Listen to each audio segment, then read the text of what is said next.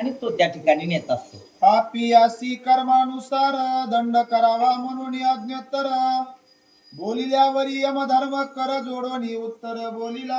आणि मग त्या ठिकाणी यमधर्माने यमदूताला काय सांगितलेलं आहे की तुला त्याचा अधिकार दिलेला आहे.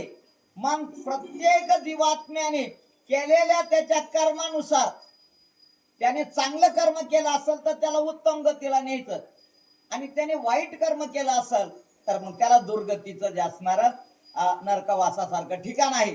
मग हे यमधर्माने यमदूताला जे असणार ठरवून दिलेलं आहे आणि त्याप्रमाणे तो जे असणारा अधिकाराच्या प्रमाणे तो जे असणारा वाटचाल करत असतो.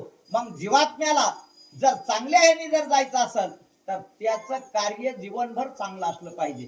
ज्याने जीवनभर चांगलं कार्य केलं. आता चांगलं कार्य म्हणजे काय, शेवटी दुसऱ्याला आपल्याकडून त्रास नाही झाला पाहिजे, परोपकार करण्यात आला पाहिजे. आपल्याला पाप पाप पुण्य पुण्य तरी काय दुसऱ्याने, परोपकार म्हणजे पुण्य आणि परपीडा म्हणजे पाप.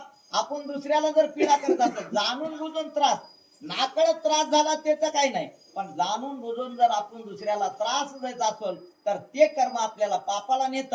आणि आपण जर चांगलं कर्म केलं, परोपकार केला, दुसऱ्याचं काही दुःख जर असेल ते आपल्याला त्याचं दुःख झालं पाहिजे, त्याचं दुःख जाणलं पाहिजे आणि त्या ठिकाणी त्याला सहकार्य केलं पाहिजे.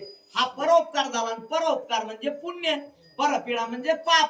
अशा अधिकाराप्रमाणे जे असणारा तो यमधर्म यमाला जे असणार सांगतो यमदूताला आणि तो यमदूत तशा प्रकारे मेलेल्या जीवात्म्याला आणि तो जे असणारा भोगायला लावतो. म्हणे अनंत कर्मे नराची संख्या कैशी कळेल त्याची आयसी चिंता परसोनी त्याची विरंची श्रवण